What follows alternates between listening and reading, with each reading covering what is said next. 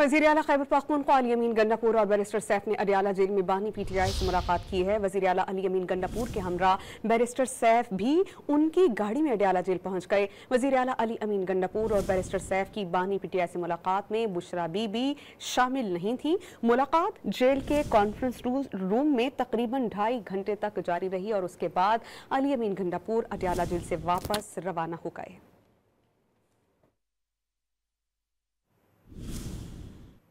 वज़ीर आला खैबर पख्तूनख्वा अली अमीन गंडापुर और बैरिस्टर सैफ ने अडियाला जेल में बानी पीटीआई से मुलाकात की है। वज़ीर आला अली अमीन गंडापुर के हमरा बैरिस्टर सैफ भी उनकी गाड़ी में अडियाला जेल पहुंच गए। वज़ीर आला अली अमीन गंडापुर और बैरिस्टर सैफ की बानी पीटीआई से मुलाकात में बुशरा बीबी शामिल नहीं थी। मुलाकात जेल के कॉन्फ्रेंस रूम में तकरीबन 2.5 घंटे तक जारी रही और उसके बाद अली अमीन गंडापुर अडियाला जेल से वापस रवाना हो गए।